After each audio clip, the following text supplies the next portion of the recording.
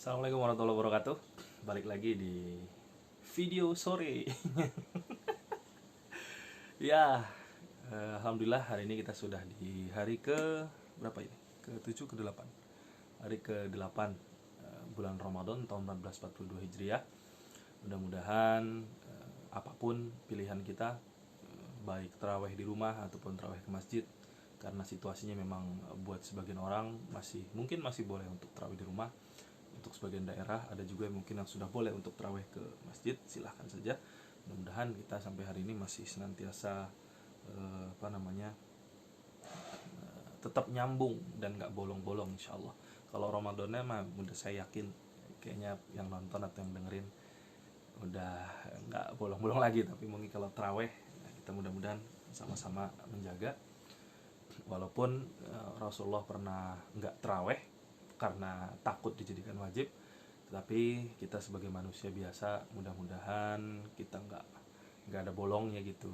Mudah-mudahan kita senantiasa full tarawih tiap malam ya, walaupun mau ada yang 20, ada yang 8, ada yang lebih dari 20, ya silahkan 24, terserah gitu. Yang penting kita mudah-mudahan tetap senantiasa terjaga keistiqomahan kita membangun atau menjalankan sholat tarawih itu sendiri. Nah, hari ini karena memang kemarin kita sudah bahas beberapa hal, hari ini saya mau cerita sedikit tentang apa yang ditulis sama Ibnul Jauzi di dalam bukunya Shayd al-Khatir, di salah satu bab yang singkat banget, tapi saya mau coba kita raba-raba dan kita kita nikmatin dan kita dalemin dari perkataan beliau, yang mudah-mudahan kita mendapatkan hikmah atau pelajaran dari tulisan beliau ini. Nah, jadi judulnya sebenarnya minoritas terhormat. Apakah ini membicarakan tentang orang dengan agama minoritas di sebuah daerah atau di sebuah tempat? Ternyata tidak, sayang sekali tidak. Tetapi ini membicarakan kelompok minoritas yang ada di dalam umat Islam itu sendiri. Kata Ibnu Al-Jauzi, bukan Ibnu Qayyim ya, tapi ini Ibnu Al-Jauzi, kata beliau, di antara rombongan hamba-hamba yang menjalankan ketaatan kepada Allah, atau dalam bahasa beliau itu adalah manusia-manusia yang arif dan bijaksana. Kalau kita mencoba mendalami arti dari kata arif atau bijaksana itu sendiri, sebenarnya adalah orang yang ketika dia melakukan sesuatu, dia itu memikirkan dampaknya seluas mungkin. Jadi ketika ada kita misalkan menghadapi sebuah pilihan dalam hidup, atau simpelnya aja kita di jalan kemudian kita disenggol orang begitu ya. Nah, ini yang contoh ketika kita sedang diuji emosinya gitu ya. Ketika kita sedang di jalan kemudian kita senggol orang, entah motor, entah mobil, entah nggak sengaja kepukul, dan ketika kita ingin membalas, kita berpikir terlebih dahulu, kira-kira dampaknya apa sih? Kira-kira implikasinya apa sih untuk dia, untuk saya, dan untuk lingkungan sekitar saya. Jadi kalau kita mau disebut atau ketika kita pengen menjadi orang yang arif dan bijaksana, inilah yang harusnya kita pikirkan. Ketika kita ingin melakukan sesuatu, dampaknya seluas apa? Untuk kita pribadi, untuk orang yang berhubungan dengan kita, counterpart kita kalau bahasanya orang-orang di kantor saya gitu ya, dan untuk lingkungan yang melihat, untuk lingkungan yang menyaksikan. Itu kita pikirkan dampaknya. Apakah dampaknya positif? Apakah dampaknya negatif? Atau dampaknya tidak ada sama sekali? Jadi sungguh sangat aneh kalau kita ketika kita melakukan sesuatu kita nggak mikirin itu sama sekali. Berarti kita belum menjadi orang yang arif. Dan kita tidak termasuk dalam tulisannya Ibnu Qayyim Al-Jauzi dalam chapter di minoritas terhormat ini. Kenapa? Karena kata beliau, di antara rombongan orang-orang yang arif yang menempuh jalan menuju akhirat, menempuh jalan menuju akhirat. Kenapa? Sejatinya semua orang itu jalannya menuju akhirat. Tetapi entah kenapa justru orang-orang soleh di akhir zaman itu berjalan seolah-olah berlawanan atau bertentangan dengan mayoritas manusia yang lain. Nanti kalau teman-teman pikirkan, sebenarnya sejatinya kita itu berjalan ke arah yang sama seharusnya. Tetapi entah kenapa orang-orang soleh di akhir zaman itu seolah-olah jalannya itu bertentangan dengan orang-orang yang lain, berlawanan arah dengan orang-orang yang lain. Kenapa? Bisa jadi Karena di masa kita sekarang kemaksiatan begitu mudah sekali dianggap sebagai hal yang normal, bahkan halal yang haram itu sangat-sangat terasa sekali dinormalisasikan dalam kehidupan kita, dan lain-lain berbagai bentuk macam dosa itu dipaksakan kepada kita, kita dipaksa menerima bahwa itu semua adalah hal yang biasa-biasa saja. Makanya ketika kita melihat orang soleh justru kayak hal yang wah, padahal harusnya itu adalah hal yang normal-normal saja, kebalikan gitu ya. Contoh paling real adalah ketika ada orang pengen nikah, kemudian dia memasang kriteria, oke, saya mau punya pasangan yang soleh atau soleha. Apa sih kriteria soleh dan solehahmu itu? Soleh atau solehahmu itu apa kriterianya? Dia nulis kriterianya dia rajin sholat 5 waktu. Iya, itu mah bukan kriteria soleh atau soleha. Sholat 5 waktu itu mah hal yang wajib mendasar, begitu, itu mah hal yang wajib mendasar. Oke, berarti dia adalah orang yang senang puasa Ramadan. Lah, itu mah bukan patokan dia soleh atau soleha. Kenapa? Karena puasa Ramadan itu wajib untuk orang yang beriman. Jadi kita dibuat seolah-olah itu adalah hal yang luar biasa. Kita dibuat seolah-olah berpikir kok orang yang melakukan ibadah-ibadah wajib yang mendasar itu kok seolah-olah hal yang luar biasa, padahal itu harusnya hal yang biasa-biasa saja. Ini yang tadi saya maksud, bahwa kita sedang berada di masa dimana ketika orang justru ketika dia menampakkan atau dia melakukan hal yang soleh, itu kok justru seperti malah bertentangan dengan mayoritas atau keumuman yang berlaku di lingkungannya. Padahal harusnya itu tidak. Harusnya justru hal-hal seperti itulah yang yang menjadi hal yang normal. Kesolehan itulah harusnya yang menjadi hal yang normal. Menutup aurat itu adalah hal yang wajib gitu ya. Itu adalah hal yang wajib. Bukan aneh ketika melihat orang pakai jilbab, loh kok dia soleh banget, soleha banget. Ya justru salah, harusnya itu adalah hal yang normal. Itu adalah hal yang normal. Yang tidak normal adalah tidak menutup aurat. Dan mau tidak mau kita harus menerima, kita sudah hidup di zaman seperti itu. Makanya kita mesti banyak-banyak membaca nasihat. Saya lanjutin, kata Ibnu Jauzi, di antara orang-orang arif yang berjalan menuju akhirat, kita semua manusia yang ada, mudah-mudahan kita termasuk orang yang disebut dalam nasihat ini, itu terdapat berbagai macam jenis orang, kata beliau. Yang pertama itu adalah orang-orang yang pengen dapat cita-cita, orang-orang yang pengen mendapatkan apa yang dia cita-citakan, baik di dunia maupun di akhirat. Tentu karena ini dimensinya adalah dimensi akhirat, Ibnu Jauzi bilangnya ini adalah orang-orang arif yang menuju akhirat, berarti ini dimensinya akhirat, cita-citanya akhirat. Kita nggak bisa memungkiri bahwa cita-cita akhirat kita juga bisa ditopang dengan cita-cita duniawi kita. Contoh, kita pengen masuk surga dengan harta yang banyak, gimana caranya? Perbanyak sedekah, perbanyak infak, perbanyak wakaf, dan lain sebagainya. Itu bisa. Dan ini adalah level orang yang paling pertama, kata Ibnu Jauzi. Level orang-orang yang punya cita-cita dan dia berharap kepada Allah untuk disampaikan kepada cita-citanya itu. Boleh nggak? Boleh. Kita berarti boleh nggak punya cita-cita itu? Ya sangat boleh. Justru Ibnu Jauzi di beberapa tulisan sebelumnya sangat-sangat memuji orang yang punya ambisi terhadap kebaikan-kebaikan atau cita-cita terhadap kebaikan-kebaikan itu. Dengan catatan tadi ya, ambisinya adalah cita-cita kebaikan, bukan asal ambisi terus kemudian ternyata ambisinya dalam hal yang negatif. Tidak demikian. Tetapi Ibnu Jauzi sangat mengapresiasi dan sangat memuji, bahkan memberikan predikat yang cukup tinggi untuk orang-orang seperti teman-teman yang memiliki cita-cita yang sangat luar biasa, pengen jadi presiden untuk beramal baik, pengen jadi menteri supaya memiliki kebijakan-kebijakan yang mendukung keberlangsungan hidup umat manusia. Itu kan hal yang baik. Dalam Islam pun kita diajarkan hal demikian. Ini adalah level orang yang paling pertama. Terus orang yang kedua itu adalah orang-orang yang pengen mendapatkan keuntungan. Dari apa? Dari cita-citanya. Keuntungan apa? Terserah. Keuntungan akhirat, keuntungan duniawi. Boleh nggak? Ya boleh. Silahkan saja. Tetapi ini kita masih dalam tataran terikat dalam dimensi dunia, kalau menurut tulisan-tulisannya Ibnu Al-Jauzi. Kenapa? Karena kita masih mengharapkan balasan-balasan di dunia. Kita tidak hanya, tapi boleh nggak? Ya boleh, silahkan saja. Kenapa? Karena dalam berbagai kesempatan Rasulullah juga memberikan tanda-tanda seperti itu, memberikan informasi-informasi seperti itu. Contoh, sholat duha mendatangkan rizki, istighfar mendatangkan rizki dari arah yang tidak terduga, selain mendapatkan ampunan tentu saja begitu ya. Allah pun demikian, kalau kita bersedekah maka kita akan mendapatkan seolah-olah kayak batang yang bercabang ada 7, kemudian masing-masing itu bercabang lagi 100. Itu kan kayak balasan-balasan yang seolah-olah dalam tanda kutip akan diberikan di dunia. Dan kita boleh dalam rangka perjalanan kita menuju akhirat, kita boleh mengharapkan keuntungan-keuntungan seperti itu. Sah dan diizinkan oleh Allah Subhanahu wa taala. Tetapi ternyata masih ada orang yang level lebih tinggi, yaitu level yang apa? Level yang orang hanya ingin menyenangkan Allah saja. Orang-orang yang cuma pengen nyenangin Allah aja.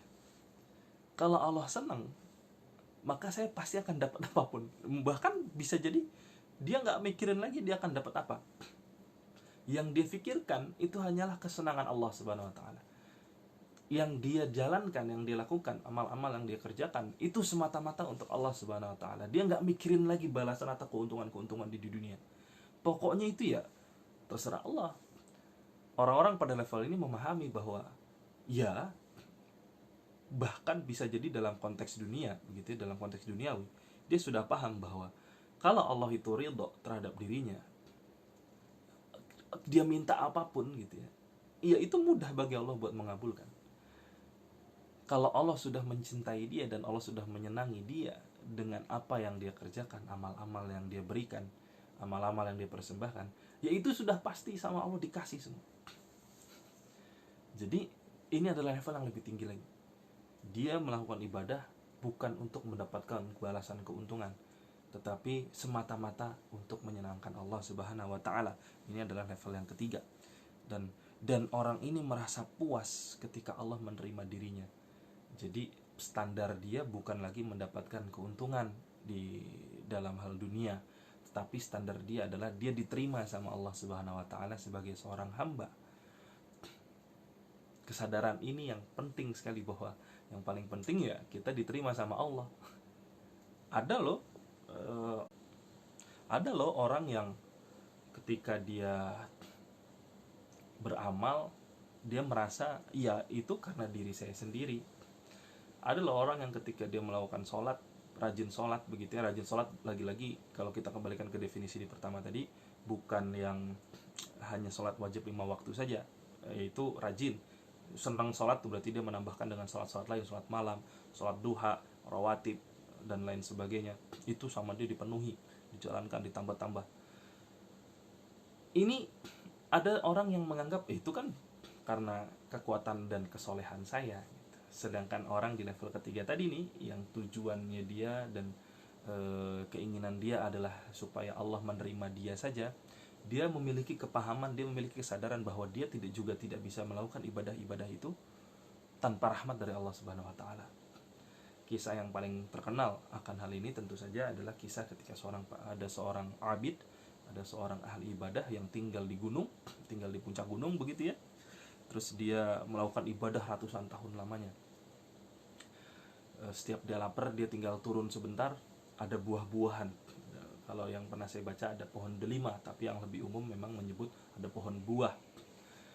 Dan setiap dia lapar, dia tinggal makan buah itu, kenyang, balik lagi ibadah lagi. Abid, seorang abid. Lalu kemudian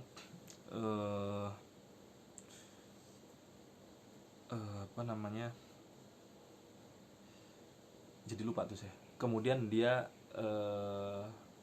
ibadah lagi terus sampai akhirnya dia meninggal.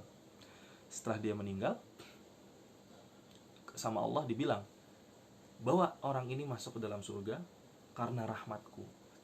Terus si abid ini protes, ya Allah, saya ibadah ratusan tahun gitu ya, nggak berhenti. Kenapa saya masuk surga? Karena rahmatmu, karena kasih sayangmu. Masukkan aku ke surga karena ibadah-ibadah yang saya lakukan, karena persembahan-persembahan yang saya lakukan, kata dia begitu. Apa kata Allah? Bawa nih anak keluar, bawa nih orang keluar. Diberikan waktu untuk bermuhasabah gitu. Tapi terus kemudian dia nggak ngeh juga. Ketika dia dipanggil masuk dalam kehadapan Allah lagi, masuklah kamu ke dalam surga karena rahmatku. Dia menolak lagi, nggak mau lagi. Ya Allah, ini orang udah dikasih surga tapi nggak mau. Kenapa? Dia maunya diakui bahwa dia itu punya amal yang luar biasa sehingga dia pantas masuk surga. Terus sama Allah disuruh keluar lagi sampai berulang beberapa kali, yang saya ingat sampai 3 kali. Kemudian terakhir dia dibawa masuk, dia masih protes, saya maunya masuk surga karena amalan-amalan saya, karena ibadah-ibadah saya, bukan karena rahmatmu. Terus sama Allah dikasih peringatan, bukan dikasih peringatan, dikasih tahu, heh, kamu tuh bisa sholat, bisa beribadah, nggak spesifik disebut sholat ya, kamu tuh bisa beribadah ratusan tahun lamanya dengan fisik yang kuat. Siapa yang ngasih kamu fisik sekuat itu? Allah. Siapa yang membuat pohon-pohon buah yang ada di dekat kamu itu berbuah sepanjang musim? Ketika kamu lapar, kamu tinggal turun metik buahnya, makan kenyang, kamu bisa lanjut ibadah. Siapa yang ngasih itu semua? Siapa yang ngasih sumber air sehingga kamu bisa minum, sehingga kamu nggak kehausan? Tetap Allah Subhanahu Wa Taala jawabannya. Maka sebenarnya kita nggak bisa lepas bahwa apa-apa yang kita terima selama ini itu berdasarkan atas rahmat Allah saja. Dan ini juga berkaitan dengan level orang yang berikutnya, yaitu orang yang senantiasa pengen bersyukur saja, bahwa tidak ada yang bisa memuaskan dia kecuali Allah Subhanahu Wa Taala. Bahwa segala-gala apa, bahkan ibadah-ibadah yang dia kerjakan itu pun atas rahmat Allah Subhanahu Wa Taala. Kalau Allah berkehendak dia tidak mengerjakan sholat, maka dia juga tidak akan bisa mengerjakan sholat. Ini juga berkaitan dengan yang kemarin saya sampaikan sedikit terkait dengan zikir raditu billahi robba wa bil islami dina wa bi muhammadin nabiyya wa rasula. Kata Rasulullah, man qala raditu billahi robba wa bil islami dina wa bi muhammadin nabiyya wa rasula wajabat lahul jannah. Kok mudah banget masuk surga, kok mudah banget kita wajib menerima surga. Hanya cukup mengatakan raditu billahi robba wa bil islami dina wa bi muhammadin nabiyya wa rasula. Mudah. Tapi toh ternyata pada tataran implementasi itu tidak semua orang bisa dengan mudah mengucapkan zikir itu setiap pagi dan petang. Kenapa? Karena ternyata tidak semua orang sama Allah diizinkan untuk mengucapin itu. Maka yang di level orang keempat, yang dia kerjakan adalah mensyukuri saja. Bukan hanya bersyukur ya, tetapi dia memiliki kesadaran bahwa apa-apa yang dia kerjakan, baik dalam ibadahnya, apa-apa yang dia kerjakan dalam amal-amal solehnya, itu atas dasar karena rahmat Allah saja. Kalau Allah tidak berkehendak demikian, ya dia juga tidak akan bisa mengerjakan itu. Maka dia mewajibkan dirinya untuk bersyukur. Maka dia berhasil beribadah itu bukan hanya pada tataran hardware, tetapi juga memahami softwarenya. Spirit di balik tiap-tiap ibadah itu apa? Sholat berarti dia bersyukur. Jadi itu tataran level yang keempat. Tetapi kata Ibnu Al-Jauzi, ada kelompok yang lebih tinggi lagi. Inilah yang kemudian disebut sebagai kelompok minoritas yang terhormat, yaitu adalah orang-orang yang sibuk mensyukuri semua apa yang sudah Allah berikan kepada dirinya, tanpa dia mikirin lagi dia tidak perlu lagi, tanpa dia menyadari rahmatnya tadi, tanpa istilahnya, dia bersyukur, dia punya kesadaran total bahwa apa-apa yang dia miliki sekarang itu sebenar-benarnya adalah milik Allah saja. Dia bukan lagi pada level mewajibkan diri, oke, karena saya sudah diberikan ini semua sama Allah, maka saya bersyukur pada Allah. Tidak demikian, tapi dia lebih tinggi lagi. Dia sepenuhnya sadar, bukan karena saya sudah dikasih ini semua, enggak. Dia sadar bahwa dia sebagai seorang hamba, ya dia harusnya bersyukur kepada Allah atas segala apa yang dia alami. Bukan karena dia sudah dikasih kesempatan beribadah, bukan karena dia sudah dikasih kesempatan untuk beramal, enggak. Tetapi ya karena dengan dia lahir di dunia ini saja, ini sudah merupakan satu hal yang harus disyukuri. Bahwa dia memiliki kesempatan untuk hidup di dunia, itu adalah satu hal yang mesti dia syukuri. Dan atas segala taufik yang Allah berikan, atas segala bimbingan yang Allah berikan dari dia lahir sampai nanti dia meninggal, itu adalah satu hal yang harus dia syukuri. Dan dia menyibukkan diri dengan itu. Sehingga dia gak lagi mengurusi hal-hal yang gak penting gitu. Makanya nanti kata Rasulullah, min husnil islami mar'i, gimana sih bunyi hadisnya jadi lupa. Di antara ciri kesempurnaan Islam seseorang adalah ketika dia nggak lagi mengurusi hal-hal yang nggak penting. Jadi inilah kelompok orang-orang yang paling tinggi, ketika dia sudah tatarannya bukan lagi bersyukur karena diberikan rizki, karena diberikan kekuatan sehingga dia bisa beribadah, tetapi punya kesadaran penuh bahwa ya, kita hidup di bumi ini juga atas rahmat Allah Subhanahu wa taala. Kita punya kesempatan menjadi khalifah fil ard, itu juga satu hal yang harus disyukuri.